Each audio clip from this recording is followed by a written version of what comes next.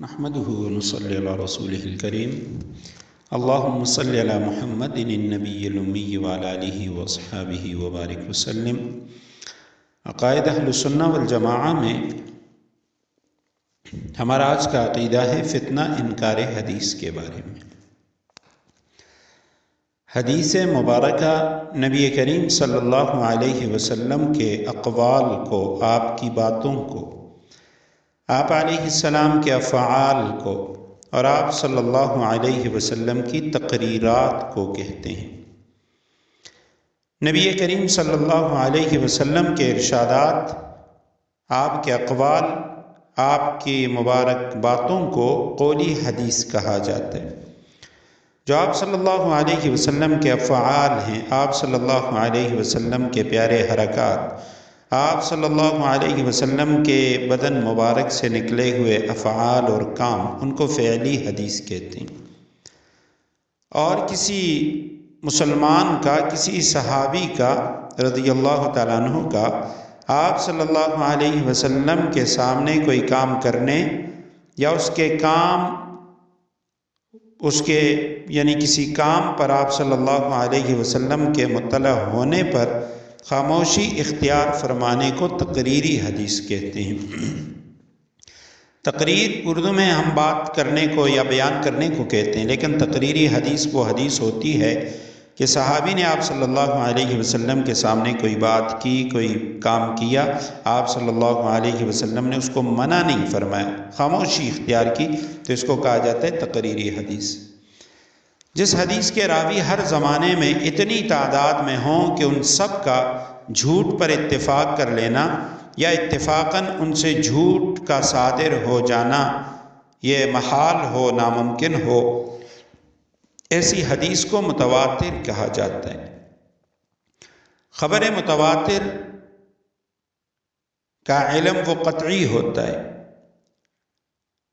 اب جب خبر متواتر کے قطعی ہونے کا علم ہو جائے، اس کے بعد کوئی شخص اس کا انکار کرے تو وہ کافر ہوتا ہے۔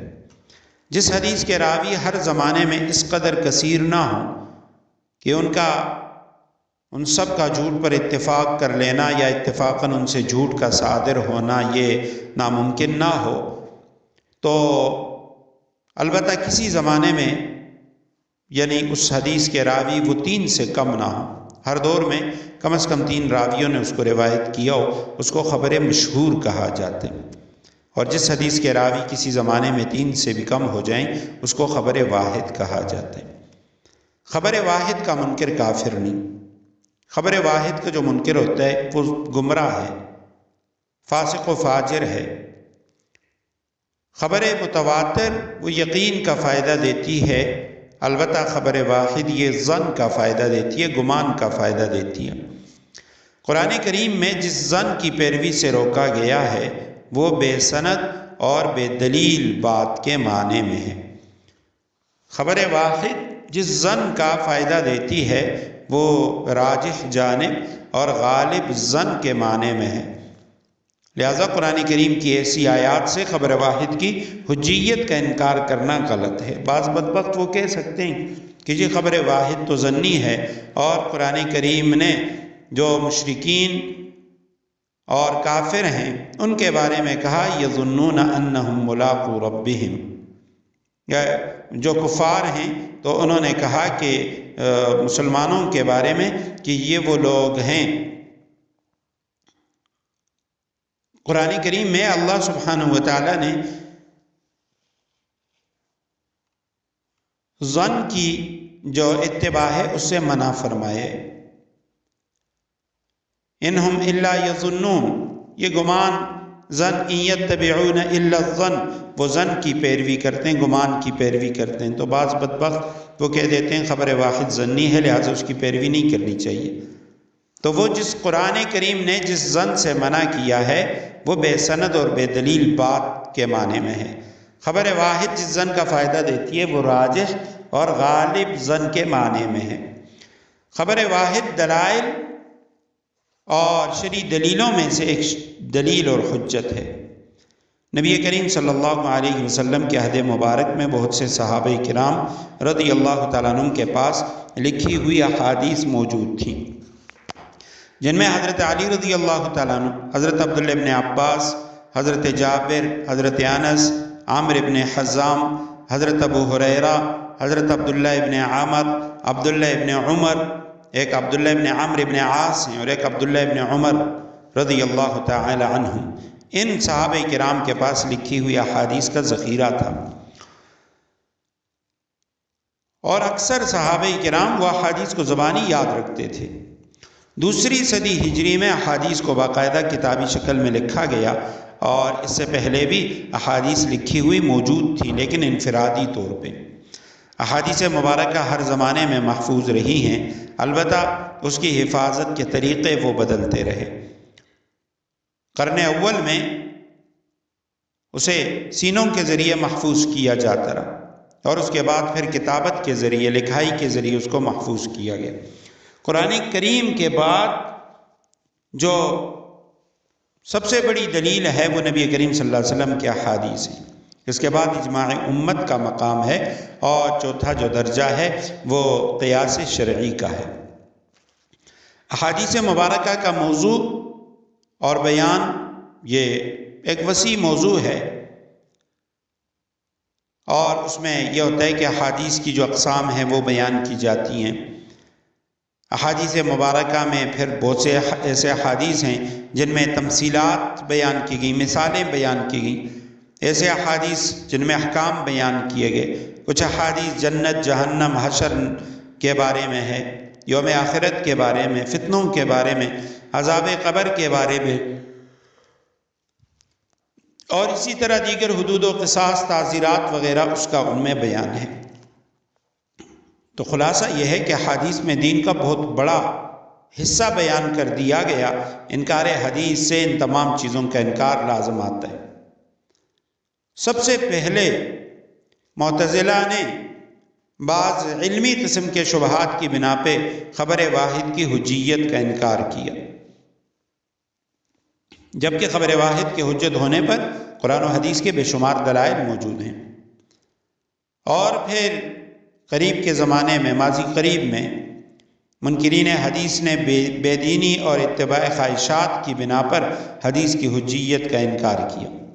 ان میں عبداللہ چکڑالوی اور اسلم جیراج پوری، نیاز فتح پوری، ڈاکٹر احمد الدین، علامہ مشرقی، چودھری غلام احمد پرویز، تمنا عمادی پھلواری وغیرہ یہ لوگ شامل ہیں۔ ان تمام لوگوں کے نظریات یہ اسلام سے متصادم ہیں، ضلالت اور گمراہی کی طرف لے جانے والے ہیں۔ یہ بدبخت منکر حدیث کبھی تو رسول اللہ صلی اللہ علیہ وسلم کی اطاعت کے واجب ہونے کا انکار کر دیتے ہیں، اور کہتے ہیں کہ آپ صلی اللہ علیہ وسلم من حیث الرسول، بحیثیت رسول کے آپ کی اطاعت نہ صحابہ پر واجب تھی نہ ہم پر واجب ہے۔ اور کبھی کہتے ہیں کہ حضور صلی اللہ علیہ وسلم کے ارشادات صحابہ کرام کے لیے حجت ہیں، ہمارے لیے حجت اور دلیل نہیں ہے۔ کبھی کہتے ہیں احادیث تمام انسانوں کے لیے حجت ہیں، مگر احادیث محفوظ نہیں ہیں، یہ قابل اعتماد ذرائع سے ہم تک نہیں پہنچی۔ اور آخرکار حدیث کا سارا ذخیرہ وہ ان بقول ان کے ناقابل اعتماد اور ناقابل عمل ٹھہر جاتے ہیں۔ منکرین حدیث کے پاس اپنے نظریے کے ثابت کرنے کے لیے کوئی بھی دلیل نہیں ہے، چند شبہات اور وساوس ہیں جو وہ پیش کرتے ہیں، اور اسی وجہ سے وہ سادہ لوگ جو مسلمان ہیں ان کو گمراہ کرتے ہیں۔ اب ان میں سے یعنی ایک جو ان کی مشہور دلیل ہے، وہ دلیل ان کی یہ ہے کہ صحیح مسلم کی ایک روایت میں آپ صلی اللہ علیہ وسلم نے حدیث لکھنے سے منع فرمایا، اس کا ذکر ہے۔ لیکن اب اس کا جواب دیکھا جائے تو بے شمار مواقع پہ آپ صلی اللہ علیہ وسلم نے احادیث لکھنے کا بھی تو حکم دیا ہے۔ ہم کہتے ہیں جس حدیث کے اندر ممانعات ہے، اول تو اس حدیث مبارکہ کے اندر ہی اختلاف ہے کہ آیا یہ نبی کریم صلی اللہ علیہ وسلم کا قول ہے، مرفوع حدیث ہے یا موقوف ہے، اور دوسرا یہ کہ اس حدیث میں جو ممانعت ہے وہ اس بات سے ہے کہ صحابہ کرام ایک ہی صفحے پر قرآن بھی لکھتے، حدیث بھی لکھتے، آپ صلی اللہ علیہ وسلم نے اس سے منع کی۔ بعض حضرات نے کہا وہ حدیث مبارکہ منسوخ ہے۔ قرآن کریم نے نبی کریم صلی اللہ علیہ وسلم کو تفسیر و بیان کا حق دیا ہے، لہٰذا نبی کریم صلی اللہ علیہ وسلم کو محض سفیر سمجھنا سراسر غلط اور قرآنی تعلیمات کے خلاف ہے۔ قرآن کریم اپنی جامعیت کے باوجود تفسیر کی محتاج ہے، اور اس کے لیے مفسر اور شارح وہ نبی کریم صلی اللہ علیہ وسلم ہے۔ کوئی بھی شخص بذات خود قرآن کی تشریحات نہیں کر سکتا۔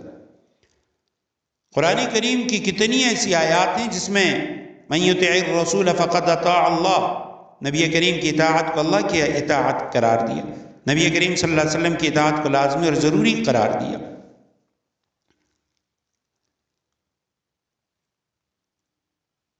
بعض اوقات یہ اس وجہ سے بھی حدیث کا انکار کر دیتے ہیں کہ جی احادیث میں بعض احادیث میں ظاہری تعارض نظر آتا ہے